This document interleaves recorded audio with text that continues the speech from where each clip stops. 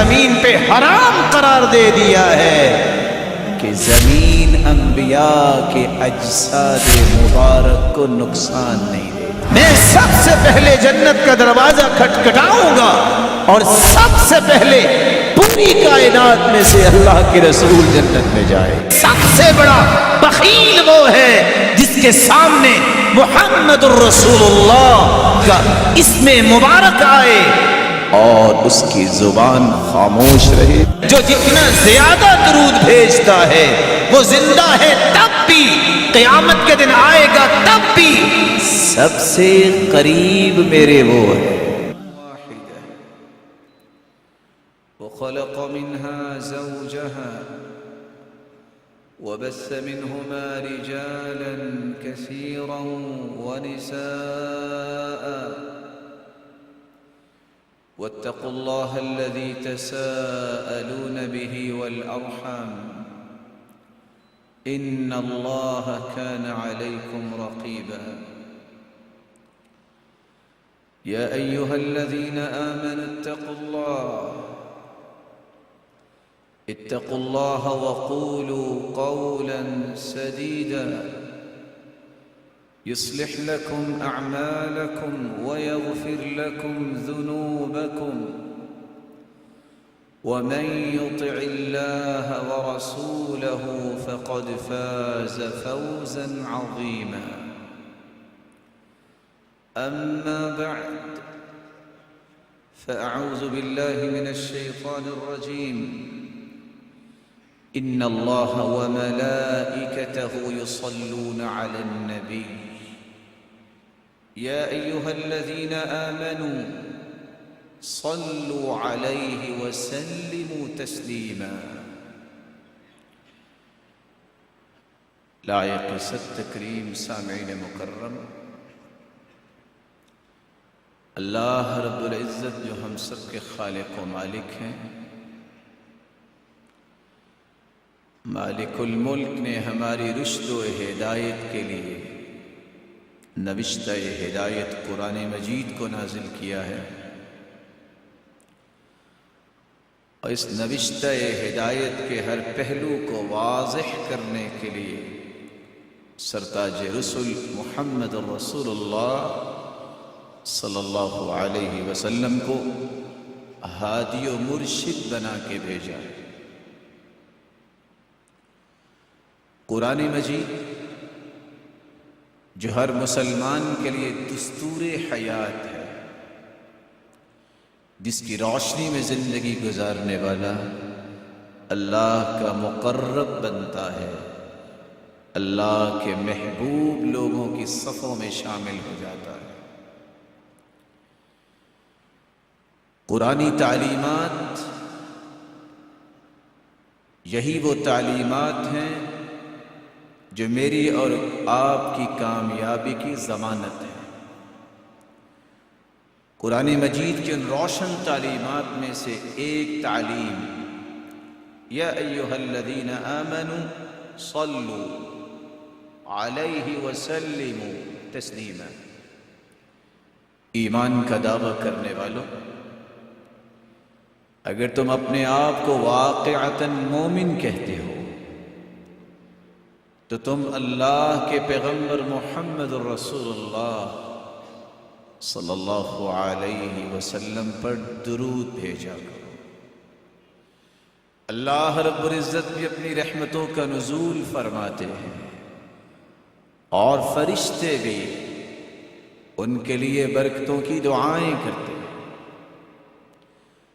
آج کے اس خطبے میں ہماری گفتگو کا محور یہی چند نکات ہوں گے. الصلاۃ علی النبی صلی اللہ علیہ وسلم، درود کا معنی کیا ہے، اس کے فوائد و ثمرات کیا ہے، اور اگر کوئی شخص اس نعمت سے اپنی زبان کو محروم کرتا ہے تو اس کو کن کن نقصانات کا سامنا کرنا پڑتا ہے. ہمیں کہاں کہاں درود پڑھنا ہے اور ہمیں کس انداز سے درود پڑھنا ہے. لفظ الصلاۃ اس کے بنیادی طور پر 4 معانی ہیں۔ صلی اللہ، جب لفظ صلاۃ کے ساتھ اللہ رب العزت کا نام آئے اس کے 2 معنی ہوتے ہیں۔ قال ابو العالیہ صلی اللہ ای ثناؤہ علیہ عند الملائکہ، اللہ نے صلاۃ درود پڑھا، یہ معنی نہیں ہوگا، اس کا معنی یہ ہوگا کہ رب تعالی نے اپنی تمام نورانی مخلوق کے سامنے اپنے پیغمبر کی تعریف کی۔ قال العلماء صلی اللہ ای رحمتہ، رحمت الرب سبحانہ وتعالی، لفظ اللہ کے ساتھ جب صلی کے الفاظ آئیں گے تو اس کا مطلب یہ ہوگا کہ اللہ رب العزت نے اپنے بندے پر رحمتوں کی برکھا برسائی۔ صلت الملائکہ، اگر فرشتوں کے ساتھ لفظ صلی آئے گا تو اس کا معنی ہوگا صلت الملائکہ ای دعاؤہم، کہ فرشتوں نے اللہ کے محبوب کے لیے دعائیں کی۔ صلی الرجل، اگر کسی انسان کا لفظ صلی کے ساتھ آئے گا تو اس کا معنی ہوگا یدعو بالبرکہ، کہ یہ برکت کی دعا کرتا ہے، جس کو ہم درود کا نام دیتے ہیں۔ صلت الطیور، اگر جانوروں پرندوں کا نام آ جائے صلی کے ساتھ، اس سے مراد ہوتی ہے التسبیح، کہ وہ اللہ کی تسبیح، سبحان اللہ اور حمد و ثنا کرتے ہیں۔ تو بنیادی طور پہ صلاۃ کے 4 معنی ہیں۔ اللہ رب العزت رحمتوں کا نزول فرماتے ہیں اور فرشتوں کے سامنے اپنے بندے کی تعریف کرتے ہیں، فرشتے برکتوں کی دعائیں کرتے ہیں، انسان اللہ کے رسول پر درود بھیجتا ہے، پرندے اللہ کی تسبیح بیان کرتے ہیں۔ رسول اللہ صلی اللہ علیہ وسلم نے فرمایا، جو 1 مرتبہ درود پڑھتا ہے اس کو 10 انعامات سے نوازا جاتا ہے۔ ایک حدیث میں 3 انعامات کا تذکرہ ہے۔ ابو طلحہ رضی اللہ تعالی عنہ سے مروی ہے، رسول اللہ صلی اللہ علیہ وسلم نے فرمایا، اتانی آت من عند ربی عز وجل، اللہ کے پاس سے ایک آنے والا میرے پاس آیا، یعنی جبریل، فقال، اور کہنے لگا، من صلى من امتك صلاة واحدة، اے اللہ کے پیارے محبوب صلی اللہ علیہ وسلم، آپ کی امت میں سے اگر کوئی 1 مرتبہ درود پڑھتا ہے، كتب الله له بها 10 حسنات، پہلا انعام، اللہ رب العزت 10 نیکیاں اس کے نامہ اعمال میں لکھوا دیتے ہیں۔ وَمَحَ عَنْهُ 10 سَيِّئَاتٍ، 10 گناہوں کو معاف کر دیا جاتا ہے۔ وَرَفَعَ لَهُ 10 درجات، تیسرا انعام، اللہ رب العزت اس 1 مرتبہ درود کی وجہ سے 10 درجات کو بلند فرما دیتے ہیں۔ وَرَدَّ عَلَيْهِ مِثْلَهَا، اور اللہ اس پر اپنی رحمتوں کا نزول فرماتے ہیں۔ چوتھا انعام، عبد الرحمن بن عوف رضی اللہ تعالی عنہ سے مروی ہے، خرج النبی صلی اللہ علیہ وسلم فاتبعته، اللہ کے رسول صلی اللہ علیہ وسلم نکلے، میں بھی آپ کے پیچھے پیچھے، آپ ایک کھجوروں کے باغ میں گئے، اور سجدے میں چلے گئے. فأطال السجدہ، اتنا لمبا سجدہ کیا. حتی خفت، مجھے خوف محسوس ہونے لگا. کس بات کا؟ کہ کہیں وہ رب تعالیٰ کے پاس نہ چلے گئے. جب آپ نے اپنا مبارک سر اٹھایا، فرمایا ما لک عبد الرحمن، عبد الرحمن کیوں پریشان ہے؟ کہا اللہ کے رسول صلی اللہ علیہ وسلم آپ کو لمبا سجدہ کرتے وقت دیکھا تو یہ محسوس ہوا. کہا میرے پاس جبریل آئے اور انہوں نے آ کے اطلاع دی، الا ابشرک، اے اللہ کے پیارے محبوب میں آپ کو بشارت اور خوشخبری نہ دے دوں؟ میں نے کہا کیوں نہیں؟ خوشخبری کیا ہے؟ من صلی علیک صلیت علیہ ومن سلم علیک سلمت علیہ فسجدت للہ شکرا. اللہ کی طرف سے پیغام آیا، جو تجھ پہ صلات پڑھے گا، درود پڑھے گا، میں اس پہ رحمت نازل کروں گا. جو آپ کو سلام کہے گا، اللہ فرماتے ہیں میرے محبوب میں اس پہ سلام کی نازل کروں گا. میں نے اسی خوشخبری کو سن کے ہی اللہ کا شکر ادا کرنے کے لیے سجدہ ریز ہو گیا. انس بن مالک رضی اللہ تعالی عنہ روایت کرتے ہیں، پانچواں انعام، ما علی الارض من مسلم یصلی علیک مرۃ واحدہ. اے اللہ کے پیارے محبوب، روئے زمین پر کوئی ایک مرتبہ آپ پہ درود بھیجے گا، الا صلیت انا وملائکتی علیہ عشرا، اس نے تو ایک مرتبہ زبان کو حرکت دی، میں اور میرے تمام نورانی فرشتے دو کام کریں گے. میں 10 مرتبہ اس پہ رحمتوں کا نزول فرماؤں گا اور 10 مرتبہ جتنی بھی نورانی مخلوق ہے اس کی بخشش کی دعائیں کریں. چھٹا انعام، رسول اللہ صلی اللہ علیہ وسلم نے فرمایا، جو شخص ایک مرتبہ درود بھیجتا ہے، صلی اللہ علیہ وملائکتہ 70 صلاة فلیقل عبد من ذلك او لیکثر. ایک مرتبہ درود بھیجنے والا کتنا خوش نصیب ہے، اللہ رب العزت اس پہ 70 مرتبہ رحمتوں کا نزول فرماتے ہیں، اور کھربوں کی تعداد میں فرشتے 70 مرتبہ اس بندہ مومن کی بخشش کی دعائیں کرتے ہیں. ساتواں انعام، جو شخص رسول اللہ صلی اللہ علیہ وسلم پہ درود بھیجتا ہے، عبداللہ ابن مسعود رضی اللہ تعالی عنہ سے روایت ہے، جس نے درود بھیجا اس کا تذکرہ رسول اللہ صلی اللہ علیہ وسلم کے پاس کیا جاتا ہے. کیسے کیا جاتا ہے؟ اس کی کیفیت و حقیقت کو رب جانتا ہے.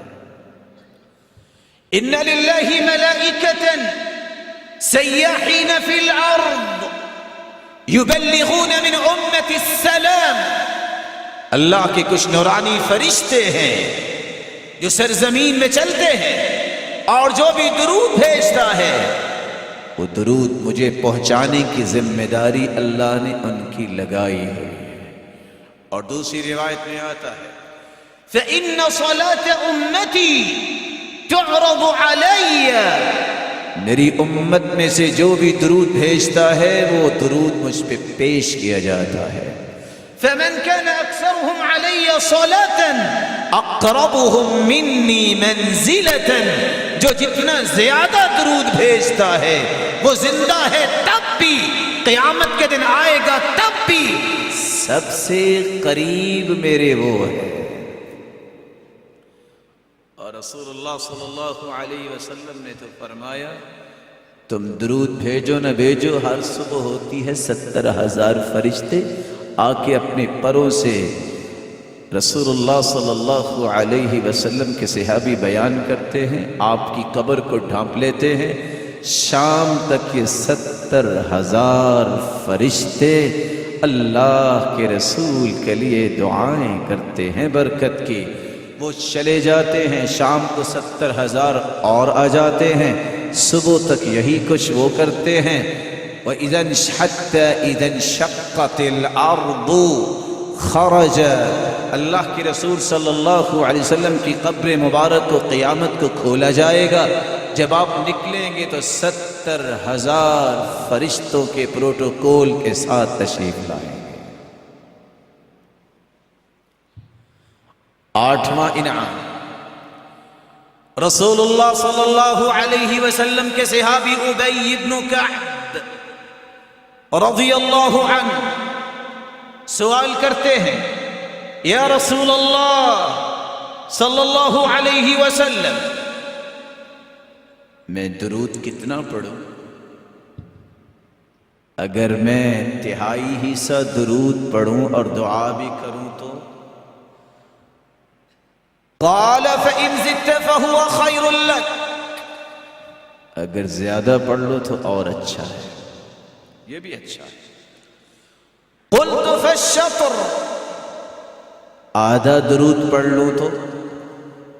قال ما شئت فإن زدت فهو خير لك، جو آپ چاہتے ہو، ہاں زیادہ کر لو تو اور بہتر ہے.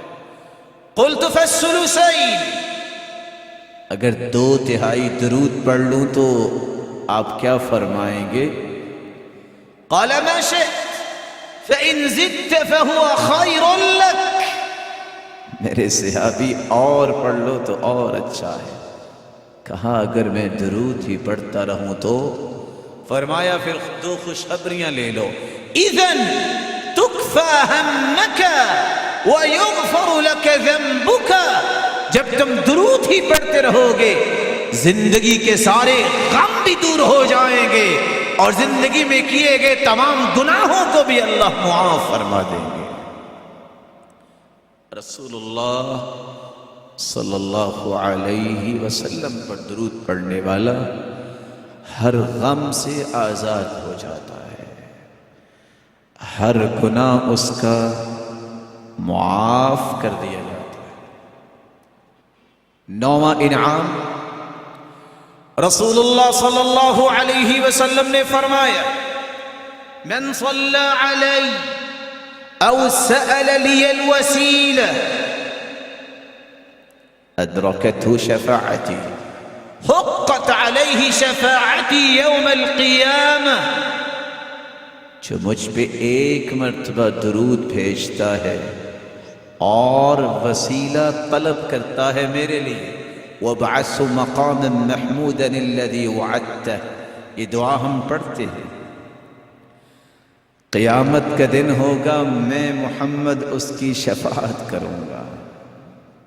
10واں انعام، رسول اللہ صلی اللہ علیہ وسلم نے فرمایا، اولی الناس بی یوم القیامہ اکثرهم علی صلاۃ،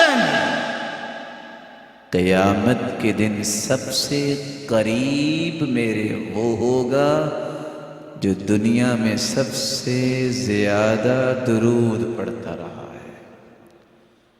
اللہ رب العزت ہمیں اپنے محبوب کی قربت نصیب فرمائے.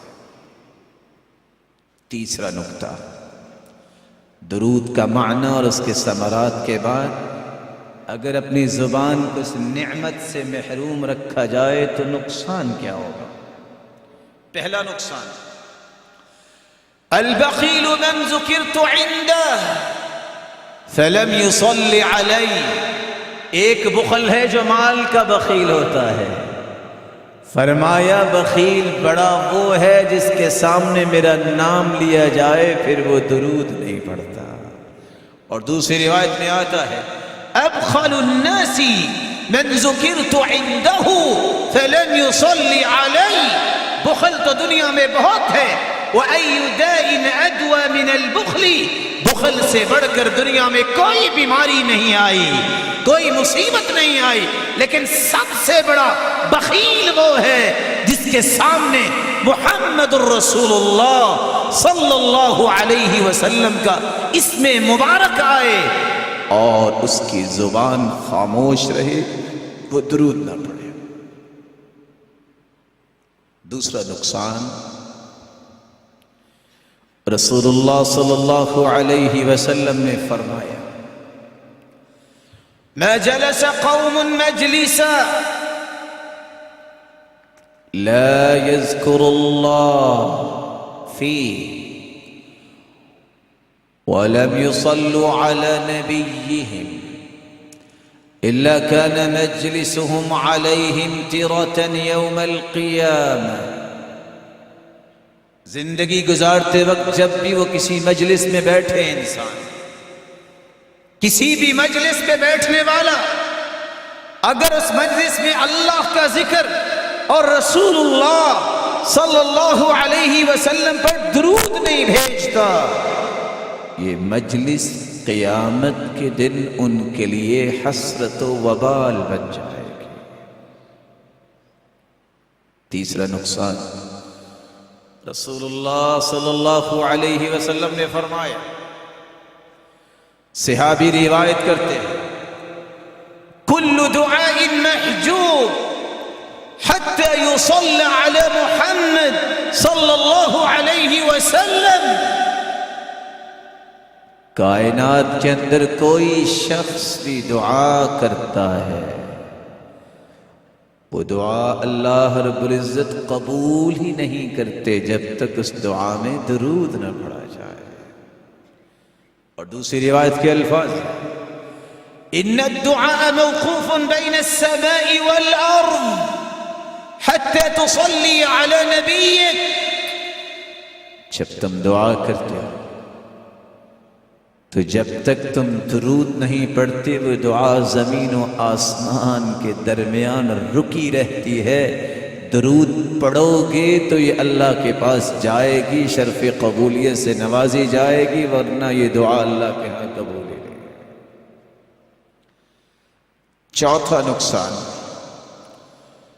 اللہ تعالیٰ کا یہ قانون ہے جب کوئی شخص طبی موت مرتا ہے، اللہ ایمان کی حالت میں ہمیں اپنے پاس بلائے تو انسان کی روح کا اخراج اس کے نوز سے ہوتا ہے۔ آپ نے شاید کبھی ملاحظہ کیا کہ میت کے ناک میں کچھ معمولی سا خم رائٹ یا لیفٹ ہوتا ہے، اس کو بولتے ہیں مات حتف انفی، یہ طبی موت مرا ہے۔ لیکن بعض لکھنے والے لکھتے ہیں کہ اگر کوئی ایکسیڈنٹ ہو یا انسیڈنٹ جس میں اس کی موت واقع ہوئی تو پھر جو زخم بڑا ہوتا ہے اس زخم سے اس کی جان نکلتی ہے۔ حدیث کہتی ہے رغم انف رجل ذکرت عنده فلم يصلي علی۔ چوتھا نقصان یہ ہے جو اللہ کے رسول صلی اللہ علیہ وسلم کے اسم مبارک کو سننے کے بعد درود نہیں پڑھتا، اس کو طبی موت آئے لیکن وہ زمین پہ اپنا ناک بھی رگڑے، اس کی جان نہ نکلے، اس پہ موت کی سختیاں وارد ہوں۔ پانچواں نقصان، رسول اللہ صلی اللہ علیہ وسلم نے صحابہ کو سمجھایا من ذکرت عنده فخطی الصلاة علی خاطئ طریق الجنہ۔ جس کے پاس رسول اللہ صلی اللہ علیہ وسلم کا اسم مبارک بولا گیا، اس نے سنا اور وہ درود نہیں پڑھتا، وہ درود کی بات نہیں، اصل میں وہ جنت کا راستہ بھول گیا۔ چھٹا نقصان، من ينس الصلاة علی خطئ ابواب الجنہ۔ جو اللہ کے رسول پہ درود نہیں پڑھتا وہ تو جنت کے دروازوں کو بھول گیا۔ اور ساتواں بہت بڑا نقصان، رسول اللہ صلی اللہ علیہ وسلم منبر پر تشریف لائے، پہلی سیڑھی پہ چڑھے، آپ نے کہا آمین۔ دوسری سیڑھی پہ چڑھے، آپ نے کہا آمین۔ تیسری سیڑھی پہ چڑھے اور آپ نے کہا آمین۔ صحابہ کرام نے سوال کیا، یا رسول اللہ صلی اللہ علیہ وسلم، آپ نے یہ آمین کہا اور پہلی مرتبہ ہم نے دیکھا۔ کہا جبریل امین آئے تھے، جب میں پہلی سیڑھی پہ چڑھا تو انہوں نے کہا تھا جس شخص کی زندگی میں رمضان آ جائے اور پھر وہ اللہ سے اپنے گناہوں کی معافی مانگ کے اپنے آپ کو جہنم سے آزاد نہیں کر لیتا، اللہ کو راضی نہیں کر لیتا، وہ جہنم میں گہرا گر جائے۔ آمین جبریل نے بھی کہی اور کہا آپ بھی آمین کہو، میں نے بھی آمین کہہ دی۔ دوسری مرتبہ اس نے کہا جس کی زندگی میں اس کے والدین زندہ ہوں، ایک یا دو، اور ان کی خدمت کر کے جنت میں نہیں چلا جاتا، وہ جہنم میں گہرا چلا جائے۔ جبریل نے بھی آمین کہی اور مجھے کہا کہ آپ بھی آمین کہیں، میں نے بھی آمین کہی۔ تیسری مرتبہ جبریل نے کہا جس شخص کے پاس آپ کا نام نامی اس میں گرامی آ جائے اور پھر وہ درود نہ پڑھے تو ایسا شخص بھی جہنم میں گہرا گر جائے۔ جبریل نے بھی آمین کہی اور مجھے بھی کہا آمین کہو، میں نے بھی آمین کہہ دی۔ جو شخص درود نہیں پڑھتا، رسول اللہ صلی اللہ علیہ وسلم کے فرمان کی روشنی میں اس کو کہاں جانا ہے؟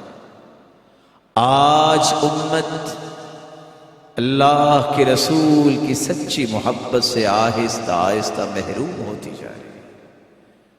بہت غصہ اس کو آتا ہے جب غیر مسلم باتیں کرتے ہیں، لیکن ہمیں سوچنا یہ ہے میری محبت کہاں گئی؟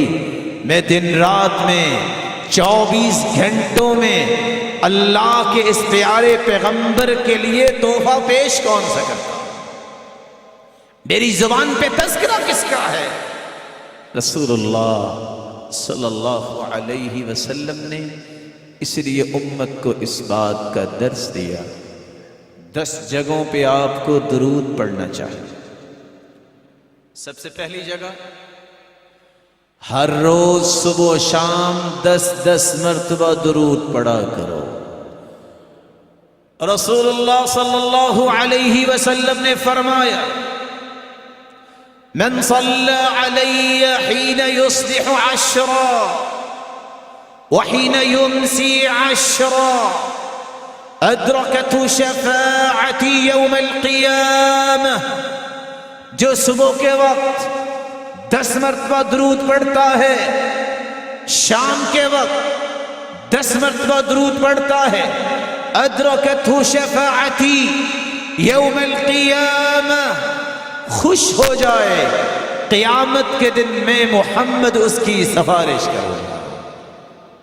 اور یہاں رک کے ایک بات سمجھ لیجئے میرے معزز اور محترم بزرگوں اور بھائیوں، سب سے پہلے جنت کا دروازہ کھٹکھٹائیں گے اور جن کے لیے کھولا جائے گا وہ کون ہے؟ محمد صلی اللہ علیہ وسلم۔ وَأَنَا أَوَّلُ مَنْ يَقْرَعُ بَابَ الْجَنَّةِ، میں سب سے پہلے جنت کا دروازہ کھٹکھٹاؤں گا اور سب سے پہلے پوری کائنات میں سے اللہ کے رسول جنت میں جائے۔ اور دوسری بات بھی سمجھ لیجیے، کوئی جتنا بھی نیک ہے اللہ اس کو اور نیک بنائے، لیکن جب تک اللہ کے رسول کی سفارش نہیں ہوگی کسی کا حساب ہی شروع نہیں ہوگا۔ تیسری بات بھی سمجھ لیجیے، حدیث میں آتا ہے جب ساری دنیا پریشان ہو کے میرے پاس آئے گی، بیدی لواء الحمد آدم فمن سواہ تحت لوائی، میرے ہاتھ میں اللہ کی تعریف کا جھنڈا ہوگا، آدم سے لے کے قیامت تک آنے والی آدمیت اور انسانیت بشمول انبیاء میرے جھنڈے تلے ہوں گے، پوری کائنات کو اکٹھا کیا جائے گا میرے پاس، میں عرش کے نیچے سجدہ ریز ہو جاؤں گا. اللہ کی طرف سے آواز آئے گی, یہ محمد ارفع رأسک وسل تعطا واشفع تشفع. اے میرے محبوب صلی اللہ علیہ وسلم, اپنا مبارک سر اٹھائیے, مانگیے میں عطا کرتا ہوں, سفارش کیجئے میں قبول کرتا ہوں, تب جا کے دنیا کا حساب شروع. تیسری بات بھی نہ بھولیے گا میرے بھائیو, کوئی شخص باوجود اس کے کہ نیک ہے, صالح ہے, جب تک اللہ کے رسول کی سفارش نہیں ہوگی جنت نہیں جائے. چوتھی بات بھی سمجھ لیجئے, جنتی کو بلند درجے پہ جانے کے لیے بھی اللہ کے رسول کی سفارش کی ضرورت ہے. اللہ رب العزت ہمیں اپنے محبوب کی شفاعت نصیب فرمائے.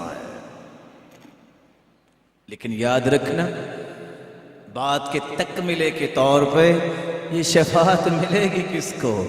سیدنا ابو ہریرہ رضی اللہ تعالی عنہ نے سوال کر دیا, من اسعد الناس بشفاعتك یا رسول اللہ صلی اللہ علیہ وسلم, سرتاج رسول قیامت کے دن سب سے زیادہ خوش نصیب کون ہوگا جس کو آپ کی شفاعت ملے گی؟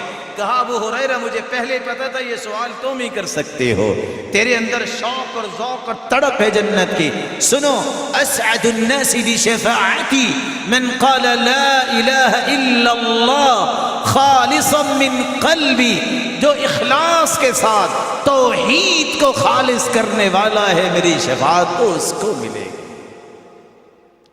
صبح و شام اللہ کے رسول کی شفاعت کا حقدار بننے کے لیے درود پڑھو.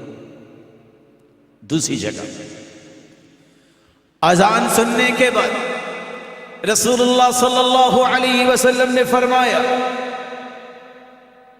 قولوا مثل ما يقول المؤذن, اذان کا جواب دو جس طرح مؤذن کہتا ہے اسی طرح تم بھی کہو. الا الهيئلتين, سوائے حی علی الصلاۃ حی علی الفلاح, اس کی جگہ پہ لا حول ولا قوة الا باللہ کہو. ثم صلوا علی, پھر اس کے بعد درود پڑھو, پھر دعا سکھائی, اللہم رب هذه الدعوة التامة والصلاة القائمة آت محمدا الوسیلہ والفضیلہ, میرے لیے فضیلت اور وسیلے کا سوال اللہ سے کرو. فمن سأل لی الوسیلہ, جس نے میرے لیے درود پڑھنے کے بعد یہ دعا کی,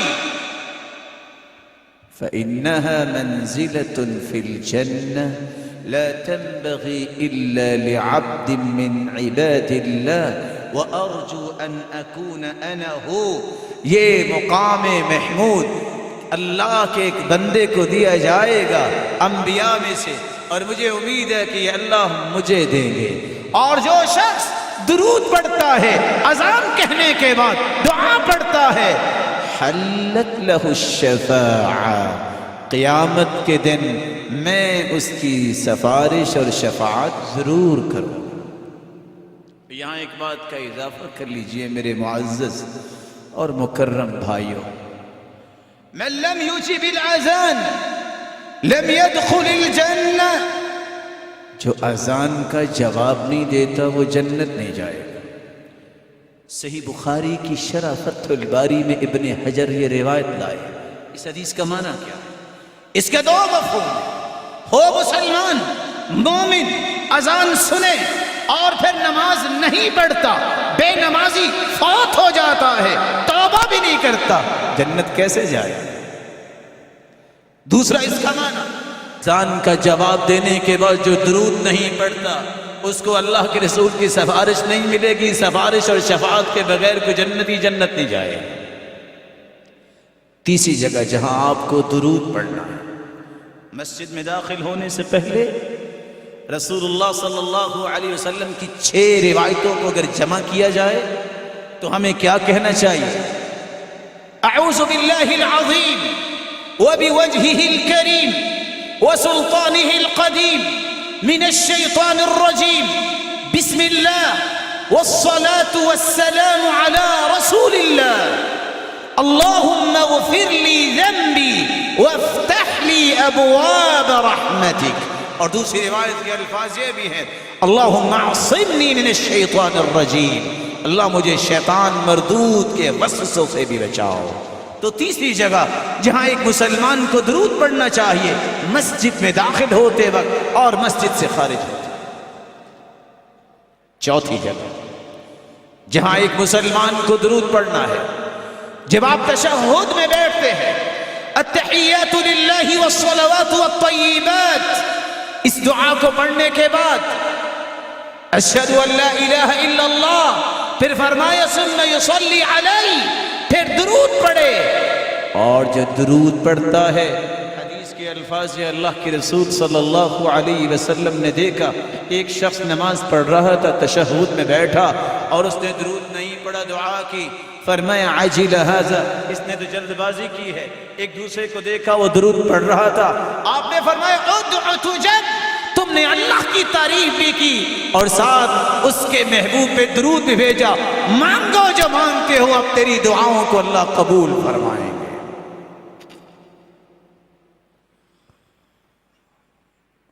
درود پڑھنے کی پانچویں جگہ رسول اللہ صلی اللہ علیہ وسلم کا فرمان ہے جمعے کے دن کثرت سے درود پڑھا کرو. فَأَكْثِرُ الصَّلَاةَ عَلَيَّ فِيهِ، یہ جمعے کا دن ایک مبارک دن ہے. کیسا مبارک دن ہے؟ اس دن خلق آدم کو جمعے کے دن پیدا کیا گیا. وَفِيهِ قُبِض، اور جمعے کے دن ہی وہ اللہ کے پاس چلے گئے. وَفِيهِ الصَّعْقَ وَفِيهِ النَّفْخَ وَفِيهِ الصَّعْقَ، اور قیامت کے دن ہی، اور قیامت کے دن بھی جمعے کا دن ہوگا، یعنی جمعے کے دن ہی قیامت آئے گی. فَأَكْثِرُ الصَّلَاةَ فِيهِ عَلَيْهِ، جمعے کے دن کثرت سے تم درود پڑھا کرو. یا رسول اللہ صلی اللہ علیہ وسلم، اللہ کے رسول ہم درود پڑھیں گے، آپ تو اگر اللہ کے پاس چلے گئے تو آپ کو کیسے پہنچے گا؟ رسول اللہ صلی اللہ علیہ وسلم نے فرمایا ان اللہ حرم علی الارض ان تأکل اجساد الانبیاء، اللہ نے زمین پہ حرام قرار دے دیا ہے کہ زمین انبیاء کے اجساد مبارک کو نقصان نہیں دیتی. اللہ اپنے انبیاء کی حفاظت کرتے ہیں. اس لیے نیک لوگ کیا کیا کرتے؟ وہ کہا کرتے تھے عصر کے بعد کوئی شخص ہمیں ملنے نہ آئے. آپ کے لیے تو مشکل ہو جائے اگر آپ کو کہہ دیا. وہ کہتے تھے عصر کے بعد ملنے نہ. سبب کیا ہے؟ کیونکہ حدیث میں آتا ہے جمعے کے دن ایک ایسی مبارک گھڑی ہے جو مانگو اللہ عطا کر دیتے. اور اس گھڑی کے بارے میں دو روایتیں ہیں. خطبہ شروع ہو الی ان تقضى الصلاة، خطبے کے شروع سے لے کے نماز ختم ہونے تک یہ گھڑی ہے. اور دوسری روایت میں آتا ہے من بعد صلاة العصر الی ان تغرب الشمس، عصر کی نماز سے لے کے جب تک سورج غروب نہیں ہو جاتا اتنا مبارک وقت ہے کہ جو بھی دعا کرو گے اللہ قبول فرماتے. تو وہ کیا کیا کرتے؟ عصر کے بعد دروازہ بند کرتے، یا دعا کرتے یا درود پڑھتے. مبارک گھڑی ہے قبولیت کی اور درود کا حکم ہے. ان دو کاموں کے لیے اپنے وقت کو خاص کرتے. یہ محبت ہے، یہ عقیدت ہے، یہی اصل محبت اور وفاداری ہے کہ جو اللہ کے رسول سے سچا محبت کرنے کا دعویٰ کرتا ہے اس کو کثرت سے درود پڑھنا چاہیے. کتنی باتیں ہوگی؟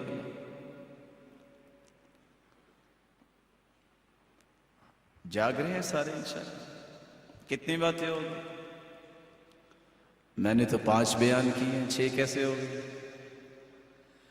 رسول اللہ صلی اللہ علیہ وسلم نے فرمایا صبح و شام درود پڑھو، اذان کا جواب دے کے درود پڑھو، مسجد میں داخل ہوتے وقت تشہد میں درود پڑھو، جمعے کے دن درود پڑھو. 6ٹھی جگہ نماز جنازہ کے اندر درود.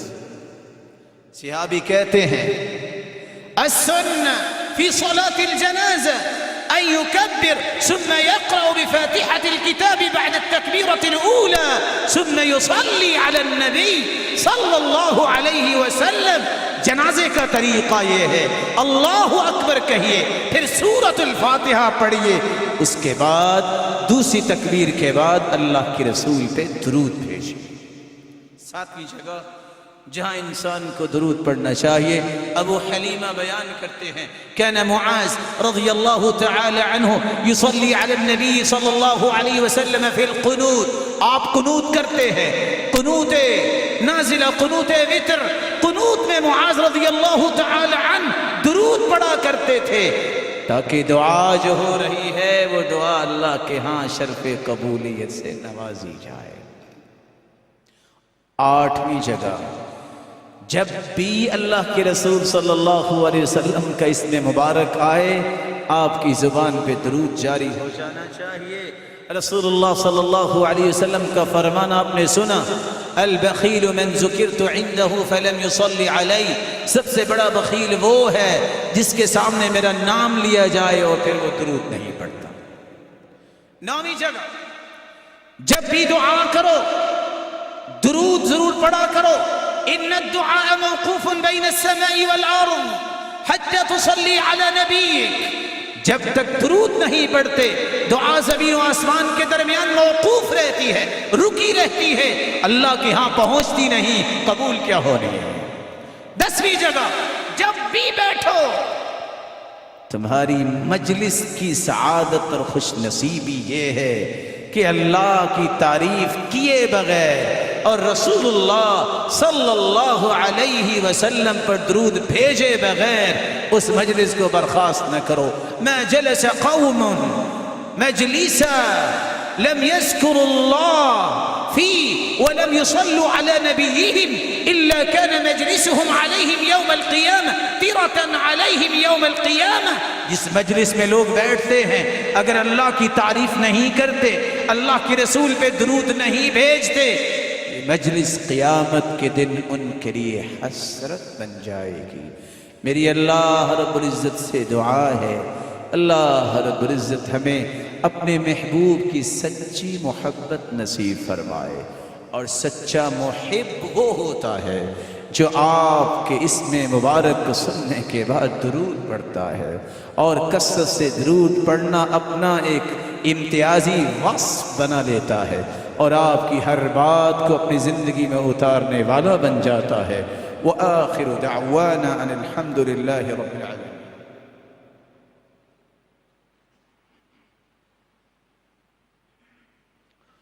الحمد لله على إحسانه والشكر له على توفيقه وامتنانه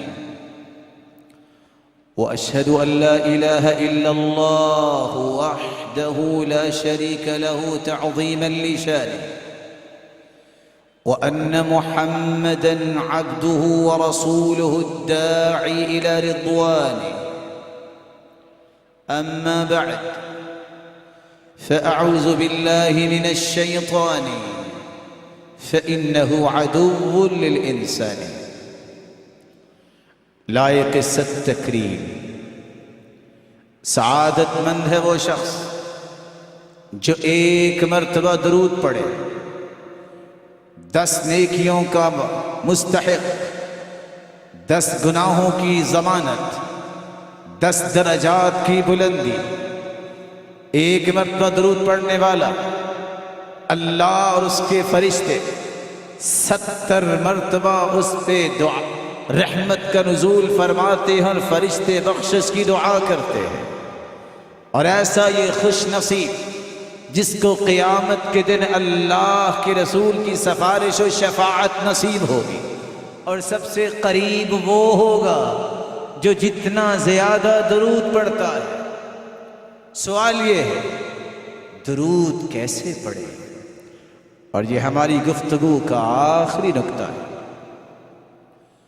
رسول اللہ صلی اللہ علیہ وسلم کے فرامین کی روشنی میں آپ درود کس طرح پڑھے؟ سب سے پہلا طریقہ صلی اللہ علیہ وسلم. سنن ابی داؤد کی روایت ہے دوسرا طریقہ، آپ درود کیسے پڑھیں؟ صحیح بخاری کی روایت ہے، رسول اللہ صلی اللہ علیہ وسلم نے صحابہ کرام کو جو درود سکھایا، اللہم صلی علی محمد وعلی آل محمد كما صليت على إبراهيم وعلى آل إبراهيم إنك حميد مجيد اللهم بارك على محمد وعلى آل محمد كما باركت على إبراهيم وعلى آل إبراهيم إنك حميد مجيد. یہی وہ درود ہے جس کو درود ابراہیمی کہتے ہیں. یہی وہ درود ہے جو ابی ابن کعب رضی اللہ تعالی عنہ کے سوال کرنے کے بعد اللہ کے رسول نے امت کو سکھایا. یہی وہ درود ہے جس کو ہم نماز میں پڑھتے ہیں. تیسرا طریقہ رسول اللہ صلی اللہ علیہ وسلم نے سکھایا، سنن النسائی کی روایت میں، اللہم صلی علی محمد وعلى آل محمد كما صليت على إبراهيم وآل إبراهيم إنك حميد مجيد وبارك على محمد وعلى آل محمد كما باركت على إبراهيم وآل إبراهيم إنك حميد مجيد.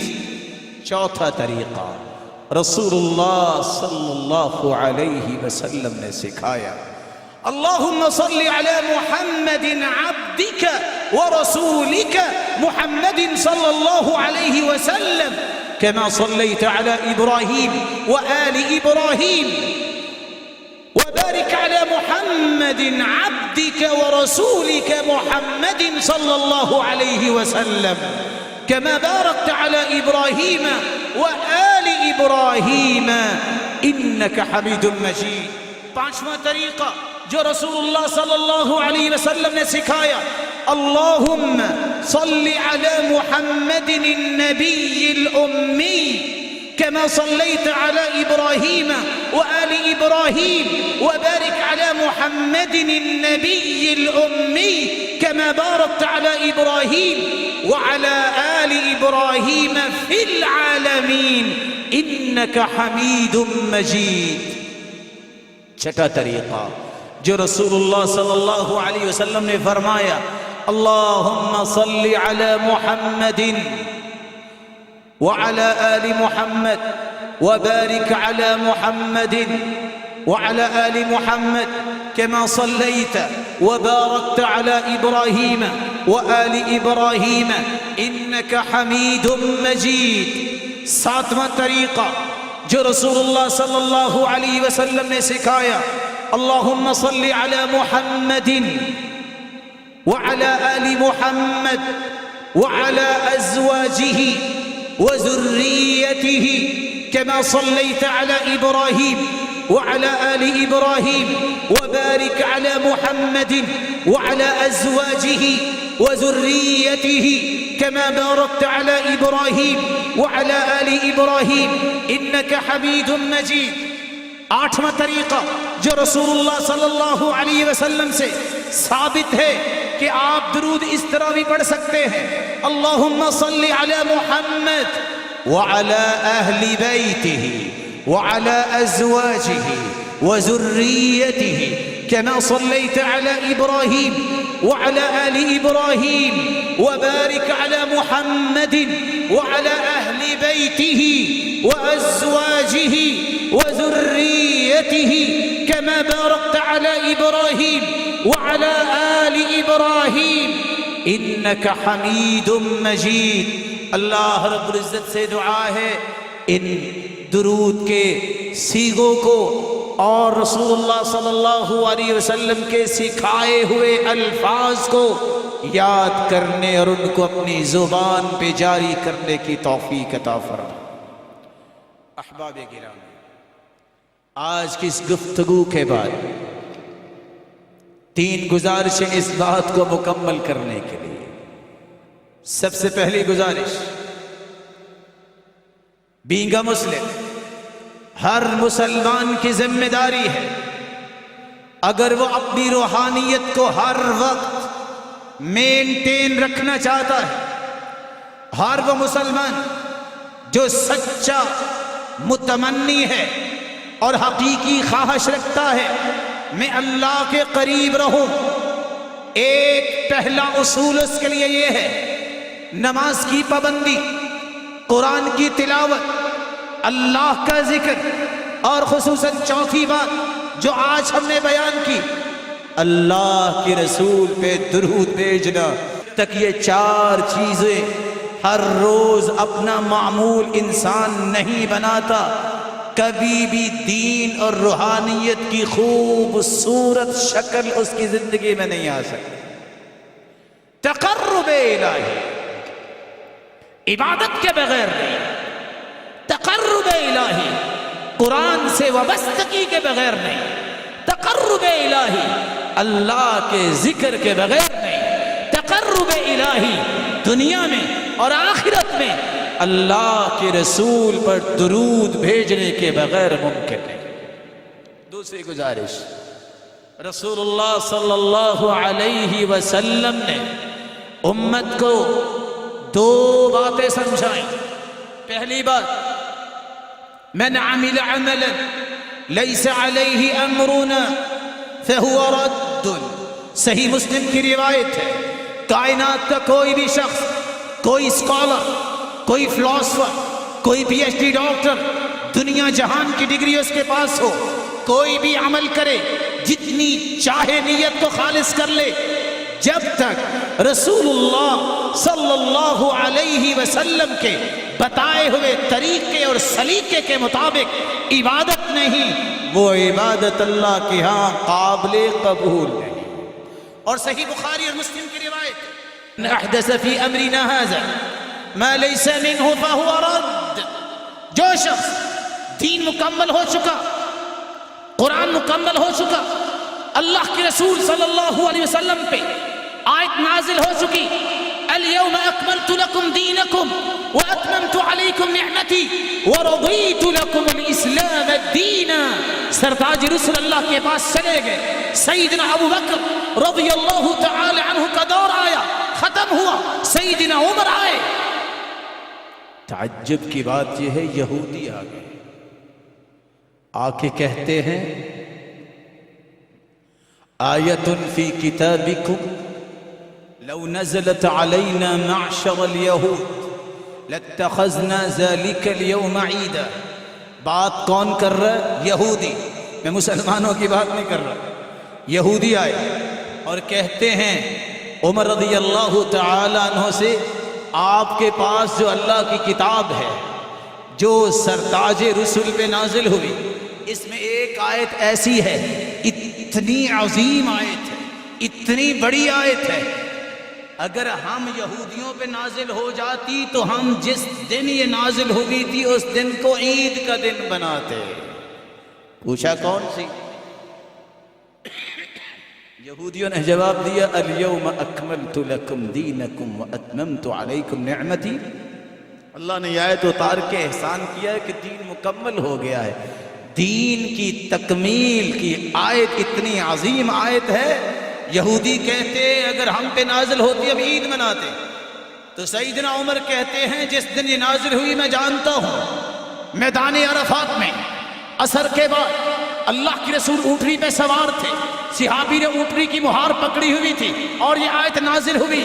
اور یاد رکھنا یہ ہماری عید کا دن ہی ہے، عرفے کا دن یہ ہماری عید کا دن ہی ہے۔ حاجی میدان عرفات میں ہوتے ہیں اور دنیا میں کیا ہوتا ہے؟ خوشی ہوتی ہے، اور سب سے بڑی خوشی ان لوگوں کے لیے جو میدان عرفات میں ہیں۔ اللہ فرماتے ہیں، او میرے فرشتوں، انظروا الی عبادی اتونی شعثا غبرا، دیکھو ان میرے بندوں کو، بال بکھرے ہوئے ہیں، پراگندہ حال ہیں، یہ صرف میری رحمت لینے کے لیے آئے ہیں۔ سارے فرشتوں گواہ رہنا، جتنے آئے میں نے سب کو معاف کر دیا۔